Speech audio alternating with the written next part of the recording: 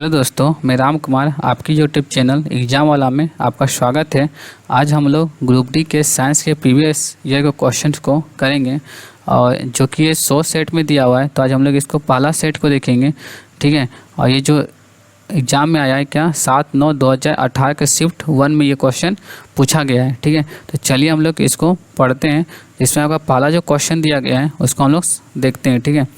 तो पहला क्वेश्चन क्या है कि जब तक किसी पिंड पर असंतुलित बल लागू किया जाता है तब तक इसकी डॉट डॉट डॉट में नियंत्रण परिवर्तित होता रहता है, ठीक है। तो आपका जिसका आंसर जो होगा वो क्या होगा, तो इसका चाल होगा, ठीक है ना। जब किसी पिंड पर असंतुलित बल लागू किया जाता है तब इसकी चाल में क्या होता है, तो नियंत्रण परिवर्तित होता रहता है, ठीक है। तो हम लोग देखते हैं कि असंतुलित बल किसे कहते हैं, ठीक है। जब किसी वस्तु पर दो या दो से अधिक बल इस प्रकार लगते हैं कि वस्तु किसी एक बल की दिशा में गति करने लगता है तो वस्तु पर लगने वाला बल जो होता है वो असंतुलित बल कहलाता है, ठीक है। और जब असंतुलित बल के कारण क्या होता है, वस्तु के चाल में नियंत्रण क्या होता है, परिवर्तन होता रहता है, ठीक है। चलिए हम लोग अगला क्वेश्चन देखते हैं कि उस व्यक्ति को चुने जो एक समान समूह से संबंधित ना हो, ठीक है। तो क्या दिया, Albert Einstein, Thomas Alva Edison, Virat Kohli और अलेक्जेंडर ग्राहम बेल। तो इसका जो आंसर होगा वो होगा क्या, विराट कोहली। क्यों होगा, तो विराट कोहली जो है ये इंडियन क्रिकेट टीम की क्या है, तो खिलाड़ी हैं। और बाकी जो है Albert Einstein, Thomas Alva Edison और अलेक्जेंडर ग्राहम बेल जो है ये क्या है, तो ये भौतिक वैज्ञानिक हैं, ठीक है। अगर हम लोग बात अल्बर्ट आइंस्टीन की करेंगे तो इनकी दो सिद्धांत जो हैं बहुत प्रसिद्ध हैं। एक क्या, सापेक्षिकता का सिद्धांत और दूसरा क्या, द्रव्यमान ऊर्जा समतुल्यता का सिद्धांत, ठीक है। द्रव्यमान ऊर्जा समतुल्यता का सिद्धांत को हम लोग E बराबर mc² भी कहते हैं। अगर इनकी और जानकारी की बात करेंगे तो 1921 ईस्वी में अल्बर्ट आइंस्टीन को विद्युत प्रभाव, ठीक है, प्रकाश विद्युत प्रभाव की खोज के लिए नोबेल पुरस्कार दिया गया था। अगर हम लोग थॉमस अल्वा एडिसन की बात करेंगे तो ये क्या, अमेरिकी वैज्ञानिक थे जिन्होंने विद्युत बल्ब का निर्माण किया था। अगर हम लोग अलेक्जेंडर ग्राहम बेल की बात करेंगे तो ये यूनाइटेड किंगडम के वैज्ञानिक थे जिन्होंने टेलीफोन का निर्माण किया था, ठीक है। चलिए अगला क्वेश्चन देखते हैं। क्या बोलता है कि जब कोई वस्तु वृत्तीय पथ पर गति करती है तो घूर्णन करती हुई वस्तु पर केंद्र की ओर लगने वाला बल कहलाता है, ठीक है। तो क्या कहलाता है, साधारण बल, कोणीय बल, गुरुत्वाकर्षण बल या अभिकेंद्रीय बल। तो इसका जो राइट आंसर होगा वो क्या होगा, आपका अभिकेंद्रीय बल, ठीक है। जब कोई वस्तु वृत्तीय पथ पर गति करता है तो घूर्णन करती हुई वस्तु केंद्र की ओर एक बल लगता है जिसको हम लोग क्या बोलते हैं, अभिकेंद्रीय बल कहते हैं, ठीक है। और अभिकेंद्रीय बल जो होता है उसको F बराबर क्या होता है, तो mv²/r होता है। जहाँ m क्या होता है, पिंड का द्रव्यमान, और v होता है क्या, पिंड का वेग, और r क्या होता है, वृत्तीय जिस वृत्तीय पथ पर वो घूर्णन करता है उसका रेडियस, ठीक है। और हम लोग देखें कि एक तो हम लोग हो गया क्या, अभिकेंद्रीय बल, एक होता है क्या, अपकेंद्रीय बल। अपकेंद्रीय बल क्या होता है, जब कोई वस्तु जो वृत्ताकार पथ पे घूर्णन करता है, गति करता है, तो ये क्या केंद्र के विपरीत दिशा में क्या ये बल लगाता है, यानी केंद्र के बाहर की ओर, उसको हम लोग क्या बोलते हैं, तो अपकेंद्रीय बल कहते हैं, ठीक है। और अपकेंद्रीय बल के अगर हम लोग कुछ उदाहरण देखेंगे तो क्या हो जाएगा, कपड़ा धोने का मशीन हो गया, दूध से क्या, तो आपका माखन निकालने का जो मशीन है वो अपकेंद्रीय सिद्धांत पे क्या करता है, कार्य करता है, ठीक है। चलिए हम लोग चौथा नंबर क्वेश्चन देखते हैं। निम्नलिखित में से कौन सा गर्म रक्त प्राणी है, ठीक है। तो निम्नलिखित में कौन सा जो आपका गर्म रक्त प्राणी है, क्या मछली, मगरमच्छ, मेढक या कबूतर। तो इसका जो राइट आंसर होगा वो क्या होगा, आपका कबूतर होगा, ठीक है। कबूतर क्या है, तो गर्म रक्त प्राणी है, ठीक है। कबूतर, अगर हम लोग कबूतर की बात करेंगे तो ये कबूतर जो है ये आपका पक्षी वर्ग में आता है। और पक्षी वर्ग के जितने भी प्राणी होते हैं वो क्या होते हैं, नियत तापी जंतु होते हैं, ठीक है। और इनके अगर हृदय की चैम्बर की बात करेंगे तो इनके हृदय के चैम्बर कितने, 4 चैम्बर में बटा होता है। अगर हम लोग सरीसृप की बात करेंगे तो सरीसृप जो होते हैं वो क्या होते हैं, तो अनियत तापी होते हैं, ठीक है। अनियत तापी के प्राणी होते हैं। अगर हम लोग उभयचर की बात करेंगे, ठीक है, उभयचर की बात करेंगे तो ये भी क्या होते हैं, अनियत तापी होते हैं, ठीक है, मतलब कि जंतु होते हैं। और अगर हम लोग क्या मनुष्य की बात करेंगे यानी कि स्तनधारी वर्ग के प्राणी की बात करेंगे तो उच्च तापी और नियत तापी दोनों होते हैं, ठीक है। अगला क्वेश्चन देखते हैं, निम्नलिखित में से कौन सा जानवर प्राध्वनि उत्पन्न कर सकता है, ठीक है। तो कौन कौन सा देखते हैं यहाँ पे, क्या दिया ऑप्शन, पतंगा, आपका हाथी, शार्क, या फिर क्या हो जाएगा पोर्पोइसेस, ठीक है ना, पोर्पोइसेस। तो इसका जो आपका राइट आंसर होगा आपका क्या होगा, पोर्पोइसेस, ठीक है। चलो लोग थोड़ा जानते हैं पोर्पोइसेस के बारे में। तो पोर्पोइसेस जो आपका क्या, तो एक समुद्री ये प्राणी है, ठीक है, जलीय जीव है ये, जो कि क्या कहता है ये प्राध्वनि उत्पन्न कर सकता है, ठीक है ना। और हम लोग जानते हैं कि कौन कौन से जो जंतु है वो प्राध्वनि उत्पन्न कर सकते हैं, तब क्या हो गया, चमगादड़, चूहा, डॉल्फिन जो है कि प्रासव्य तरंगे उत्पन्न कर सकते हैं, ठीक है। प्रासव्य तरंगे की अगर हम लोग रेंज की बात करेंगे तो ये क्या 20,000 हर्ट्ज से ऊपर होता है, और इसे जो है तो मनुष्य जो अपना कान से नहीं सुन सकता है, ठीक है। ये जो कुछ जंतु होते हैं क्या, जैसे कुत्ता, बिल्ली, चमगादड़ आदि इस तरंग को सुन सकते हैं। इसके अलावा और 2 तरंगे होते हैं, एक होता है क्या श्रव्य तरंगे और एक होता है क्या अश्रव्य तरंगे। तो अगर हम श्रव्य तरंगे की बात करेंगे तो ये 20 से 20,000 हर्ट्ज के बीच होता है, कितना, तो 20 से 20,000 हर्ट्ज के बीच होता है। अगर हम लोग अश्रव्य तरंगे की बात करेंगे तो ये क्या 20 हर्ट्ज से नीचे होता है, जो कि हमारा कान जो से नहीं सुन सकता है, ठीक है। चलिए अगला क्वेश्चन देखते हैं। क्या बोला, निम्न में से कौन सा विकल्प उस लवण का उदाहरण है जिसके जलीय विलयन का पीएच मान 7 से कम होता है, ठीक है। तो इसका जो राइट आंसर होगा वो क्या होगा, अमोनियम क्लोराइड, ठीक है। अमोनियम क्लोराइड का जो पीएच मान होता है वो 7 से कम होता है। अगर हम लोग अमोनियम क्लोराइड के पीएच मान की बात करेंगे, इसका पीएच मान कितना होता है, तो 5.35, ठीक है, 5.35 होता है, ठीक है। अगर हम लोग सोडियम क्लोराइड का पीएच मान की बात करेंगे तो सोडियम क्लोराइड का पीएच मान जो होता है क्या 7 होता है, ठीक है। अगर सोडियम बाइकार्बोनेट के पीएच की मान की बात करेंगे तो सोडियम बाइकार्बोनेट कितना होता है, तो 8.3 होता है, ठीक है। और सोडियम कार्बोनेट का अगर हम लोग बात करेंगे तो सोडियम कार्बोनेट का जो पीएच मान होता है वो आपका कितना होता है, तो ये 11 होता है, ठीक है। सोडियम कार्बोनेट कितना हो जाएगा, 11 हो जाएगा। तो इसका जो राइट आंसर क्या होगा, अमोनियम क्लोराइड। चलिए 7 क्वेश्चन देखते हैं। कितने जल के अणु वाशिंग सोडा में एक अणु उपस्थित रहते हैं, ठीक है। कितने जल के अणु वाशिंग सोडा के एक अणु में उपस्थित होते हैं, तो इसका जो आपको ऑप्शन क्या दिया, 10, 8, 7 और 5। तो इसका जो राइट आंसर होगा वो क्या होगा, आपका 10 होगा, ठीक है, 10 होगा। अगर हम लोग बात करेंगे वाशिंग सोडा का तो इसका जो रासायनिक नाम होता है वो क्या होता है, सोडियम कार्बोनेट, ठीक है। अगर हम लोग इसका फॉर्मूला का बात करेंगे तो क्या होगा, NH2CO3 × 10H2O, ठीक है, 10H2O। और सोडियम कार्बोनेट में क्या अपमारक का गुण भी ये रखता है, ठीक है, या भी होता है, ठीक है। आगे हम लोग देखते हैं, निम्नलिखित में से कौन से तत्व का रासायनिक प्रतीक लैटिन से लिया गया है। तो अगर हम लोग बात करेंगे तो इसका जो राइट आंसर होगा आयरन का जो प्रतीक है वो लैटिन से लिया गया है। आयरन का प्रतीक की बात करेंगे तो क्या होगा, Fe, ठीक है, Fe होता है। और अगर हम इसके परमाणु संख्या की बात करेंगे तो परमाणु संख्या कितना होता है, तो 26 होता है परमाणु संख्या।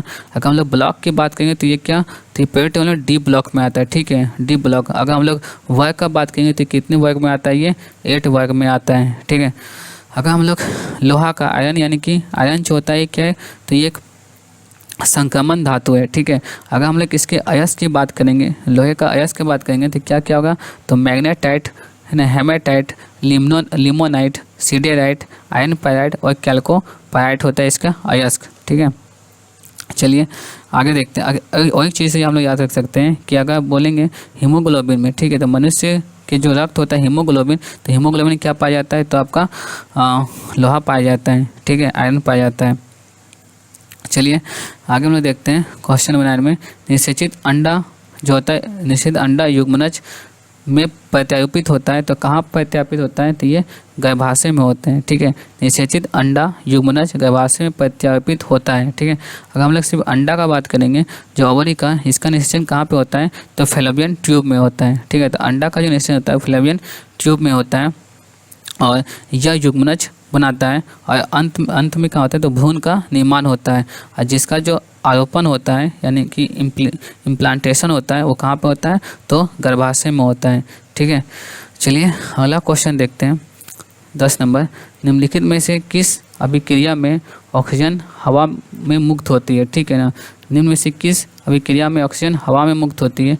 क्या वाष्पोत्सर्जन, श्वसन, प्रकाश संश्लेषण या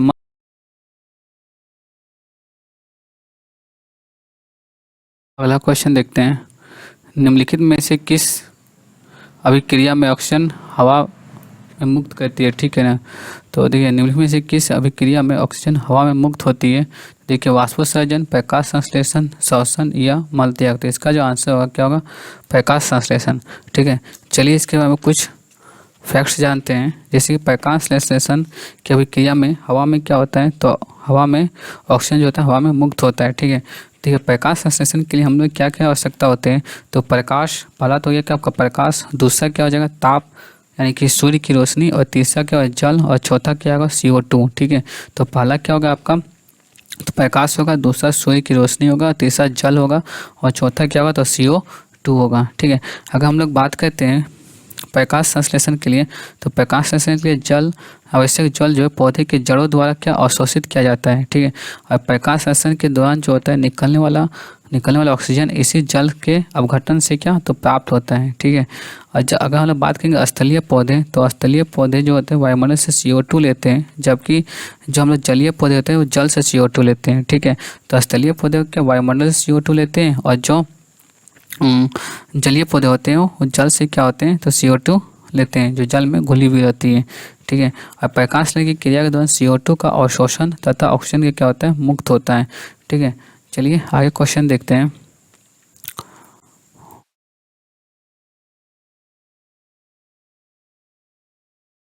जो क्वेश्चन है आपका, धातु ऑक्साइड और हाइड्रोजन का निर्माण करने के लिए निम्नलिखित में से कौन सी धातु वाष्प के साथ अभिक्रिया करती है?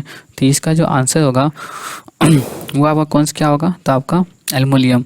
जो एल्युमिनियम जो है वो धातु के ऑक्साइड और हाइड्रोजन का निर्माण करने के लिए वाष्प के साथ क्या करते हैं? तो ये अभिक्रिया करती है।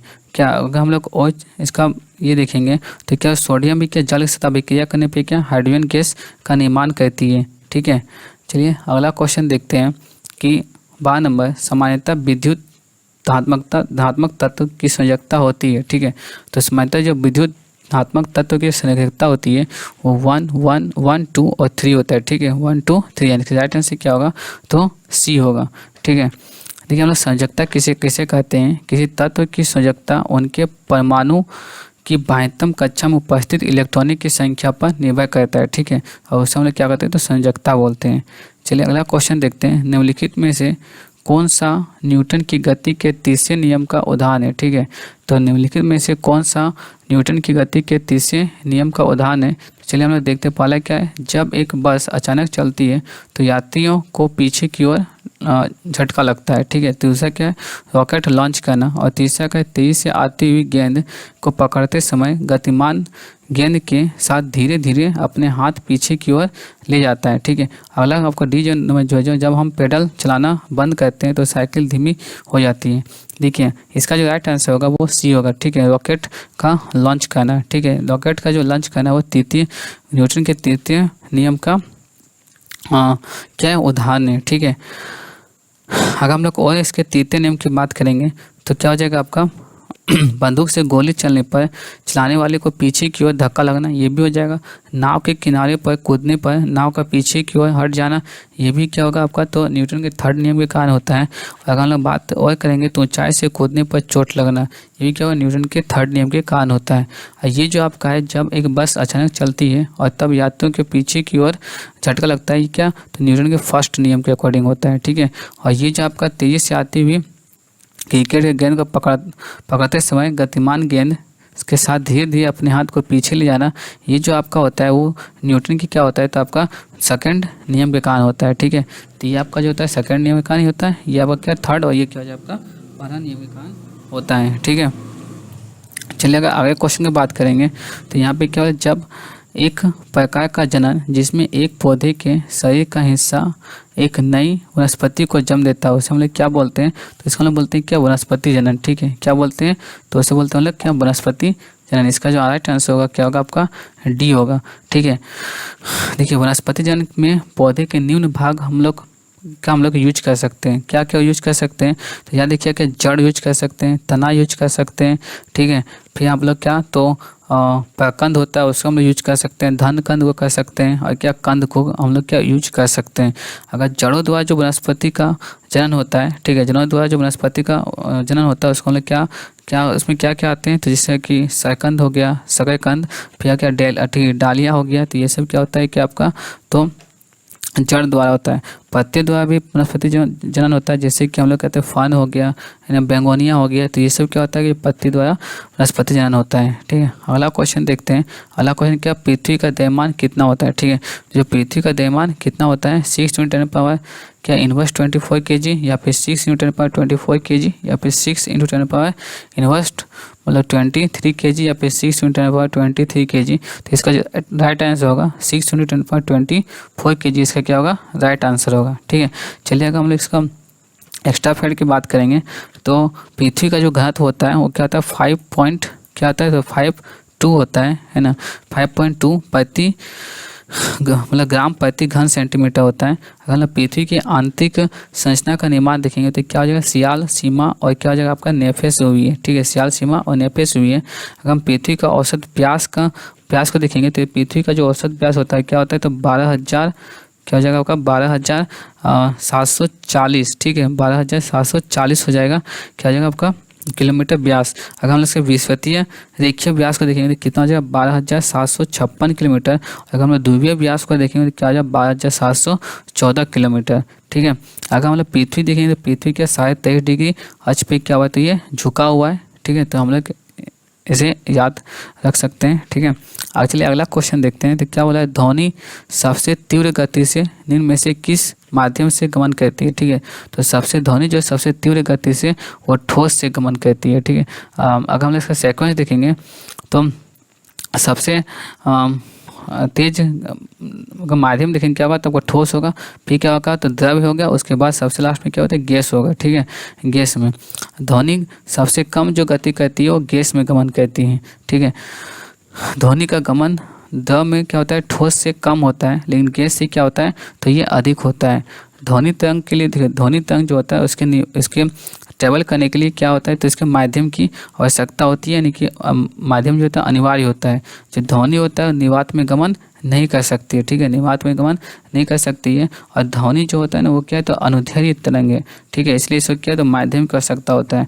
और जबकि अगर हम प्रकाश की बात करेंगे तो प्रकाश क्या होता है तो ये अनुप्रस्थ तरंग होता है, वो निर्वात में भी क्या ट्रेवल कर सकता है, ठीक है। चलिए अगला क्वेश्चन देखते हैं। 17 नंबर में इनमें से कौन सा ठोस, द्रव और गैस तीनों अवस्थाओं में पाए जाते हैं, ठीक है। तो इनमें से कौन जो है ठोस, द्रव और गैस तीनों अवस्था में पाए जाते हैं, तो ये क्या है इसका राइट आंसर होगा आपको क्या होगा अधातु। अधातु जो वो ठोस, द्रव और गैस तीनों अवस्था में पाए जाते हैं, ठीक है ना। अगर हम लोग बात करेंगे आधुनिक आवर्त सारणी में, तो आधुनिक आवर्त सारणी में कुल कितना है तो 22 क्या है तो अधातु है, ठीक है, कितना है तो 22 अधातु है। जिसमें से अगर हम लोग बात करेंगे तो गैस कितना है तो गैस 11 है गैसीय अवस्था में। अगर द्रव अवस्था में बात करेंगे तो 1 हो जाएगा, और आपका हम लोग ठोस अवस्था में बात करेंगे तो 10 को होगा, ठीक है। ठोस अवस्था में कितना होगा तो 10 को होगा। अगर हम लोग अधातु का बात करेंगे तो अधातु क्या होता है तो उसमें एवं विद्युत क्या होता है कुचालक होती है, ठीक है, उसमें एवं विद्युत क्या होती है कुचालक होती है। और अधातु में हम देखेंगे तो केवल ब्रोमीन है। ब्रोमीन एक ऐसा मतलब कि है जो द्रव अवस्था में पाया जाता है, ठीक है ना। अधातु में क्या ब्रोमीन एक ऐसा होता है जो द्रव अवस्था में पाया जाता है, बाकी जितना भी हो क्या तो ठोस अवस्था में मतलब क्या करते हैं, हाँ मतलब बाकी जो है वो या तो फिर गैसीय या तो फिर वो ठोस अवस्था में पाए जाते हैं, ठीक है। और इस चीज़ को याद रखिएगा कि आवर्त सारणी में सभी अधात्वीय तत्व जो इसको क्या बाईं ओर रखा गया है, ठीक है ना। तो आवर्त सारणी में सभी अधात्वीय तत्वों क्या तो बाईं ओर रखा गया है।